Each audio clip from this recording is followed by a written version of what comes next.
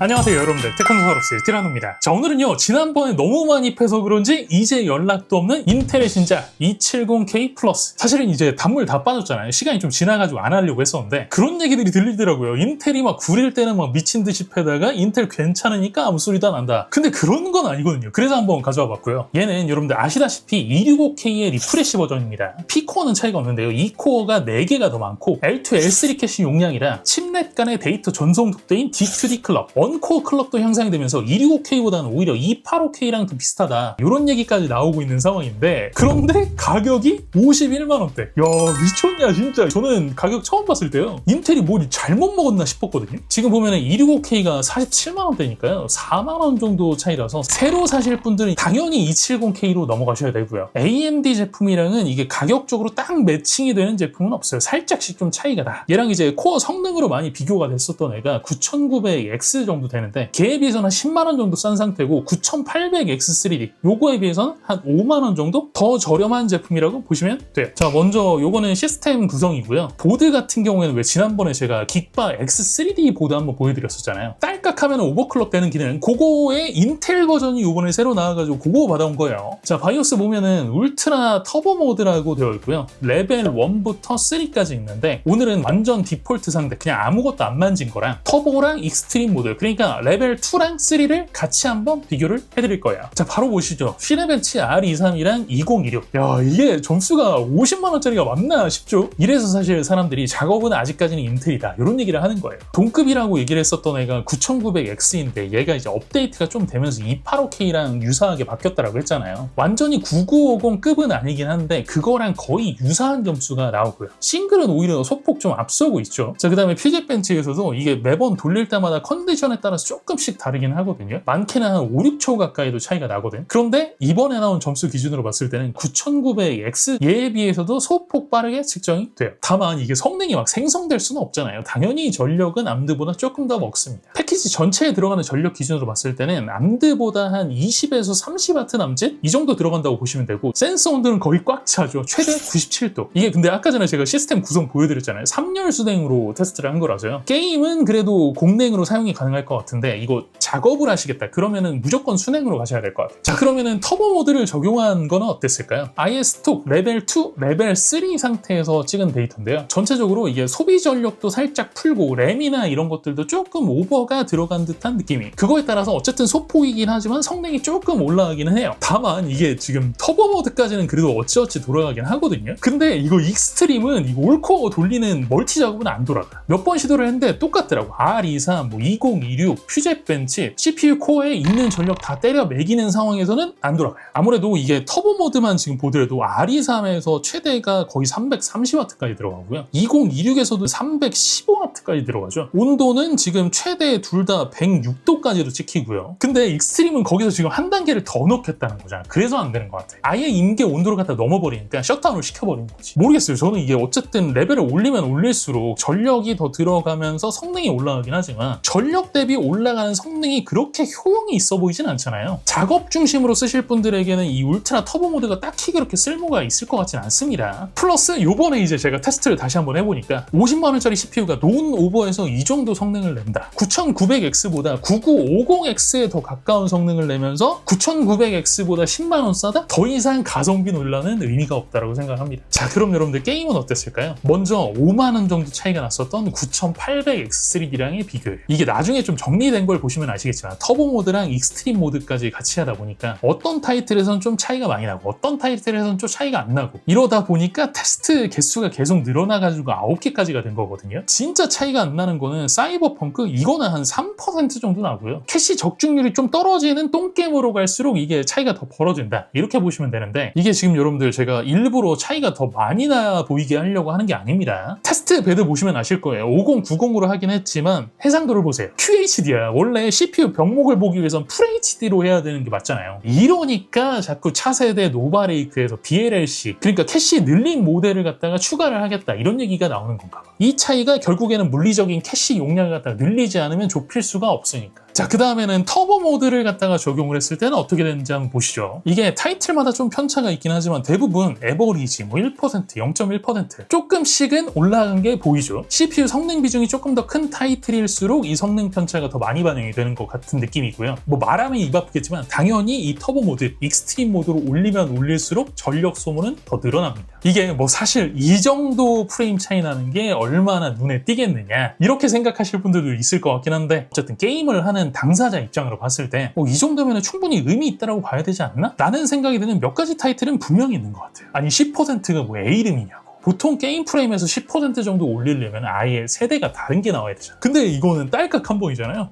이 정도면 의미가 있다라고 보는 게 맞지. 자, 이게 괜히 여러분들 이렇게 하니까 조금 더 펌핑을 시켜가지고 9800X3D랑 성능을 붙이고 싶죠. 저도 그러고 싶어가지고 지금 여기에 쓴 램이 팀그룹 거 흑금치 하이닉스 다이를 쓴 앤데요. 이게 바이오스 보면은 XMP 부스터라는 게 있더라고요. 뭐 다이에 따라서 클럭과 램타를 선택하는 옵션이 쭈르륵 나오죠. 안타깝게도 마이크로는 몇 개 옵션이 없긴 하지만 여기서 제가 6400CL40 그리고 6800CL40 두 개 옵션을 갖다가 바꿔가지고 한번 테스트를 또 돌려봤거든요. 자, 그런데 이것만 보고 확신할 수는 없죠. 이 램의 스위스팟은 6800은 아닌 것 같죠. 6400보다 6800에서 게임 성능이 조금 더 상승되는 게임이 아예 없는 건 아니긴 한데 대부분의 상황에서 오히려 6400이 6800보다 더 잘 나와요. 전체적으로 싹 비교를 해보면 표는 이렇게 되거든요. 확실히 디폴트에 비해서는 레벨 2 터보 모드가 레벨 2보다는 3가 또 그냥 레벨 3에다가 5600짜리 램을 쓴 것보다는 6400CL40이 성능이 조금 더 잘 나오긴 하지만 결론적으로 270K에 아무리 펌핑을 가하더라도 98X3D의 게임 성능은 못 나온다. 어떻게 해도 안 된다. 때문에 아까 전에 작업용에 있어서 가성비를 얘기를 할 때와 완전히 반대가 되는 겁니다. 온리 게이밍에 있어서 비교는 의미 없어요. 270K는요 동 가격 기준으로 봤을 때 작업 플러스 게이밍이다. 그 중에서도 게임도 굉장히 중요하긴 하지만 작업 용량에 조금 더 포커스가 있다. 이런 분들에게 조금 더 적합한 옵션이라는 거예요. 무슨 말인지 아시겠죠? 자, 이제 오늘의 영상을 지원해준 기가바이트의 이 딸깍 오버클럭이 가능한 보드 좀 보여드릴게요. AMD는 뒤에 X3D가 붙었다고 한다면 얘 같은 경우에는 플러스가 붙어야지 터보 모드를 지원하는 애예요. 외관은 제가 보니까 이게 아예 기가바이트가 엘리트 라인 자체를 갖다가 이런 컨셉으로 가져가려고 하는 것 같아요. RGB를 좀 최소화하고 깔끔하게 뭔가 단색으로 맞추는 그런 세팅. 자, 전원부 방열판 떼어내주면은 16 플러스 1 플러스 2페이지 60A짜리 드라이버 모스펫 오디오 칩이랑 유선랜은 리얼텍 거 들어가 있고요. 무선은 인텔 B200 NGW 와이파이 7이랑 블루투스 5.4 지원하고요. SSD는 CPU 직결만 위쪽에 놓고 나머지는 아래쪽으로 한꺼번에 묶어가지고 방열판 덮게 되어 있고요. PCI 익스프레스 슬롯은 스틸 강화 처리가 되어 있는 1번만 X16으로 동작하고 아래 두 개는 X4로 동작을 하게끔 되어 있어요. 자, 그 다음에 이지 래치 글카랑 SSD 쪽 들어가 있고요. 램 슬롯은 스틸 강화 처리 빠져 있고 보조 전원은 8핀 2개 오른쪽 상단에 디버깅 창 달려 있고요. 그리고 얘 그 뒤에가요.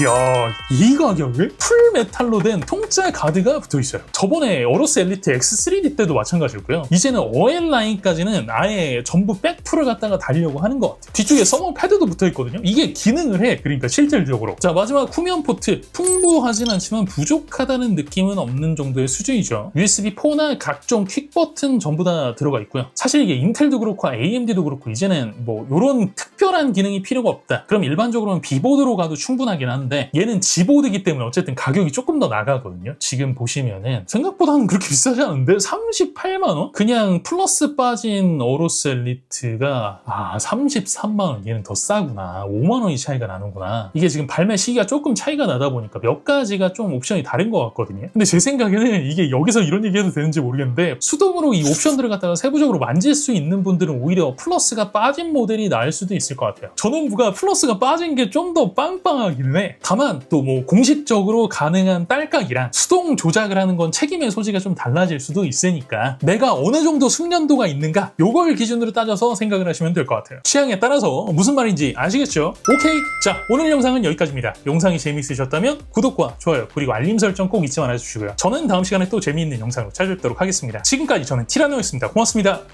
요즘에 깃바에서 이렇게 딸깍하게 재미가 들린 것 같아요. 옛날처럼 사실 오버클럭커들이 그렇게 많지가 않잖아요. 사실 CPU에서 워낙 마진들이 적다 보니까 열정 같은 게 별로 없는 거지. 그렇다 보니까 대부분은 그냥 순정으로 쓰고 그렇게 이제 분위기가 흘러가는 것 같긴 한데 거기에서 뭔가 좀 차이점을 만들려고 이렇게 시도를 하는 것 같아요. 어쨌든 뭐 가격이 엄청나게 비싸지 않는 측면에서 봤을 때는 이런 기능이 하나씩 추가가 되는 거는 긍정적이라고 생각을 해요. 해저가 펀치는 요즘 시대에 뭐 적절한 기술인 것 같아요.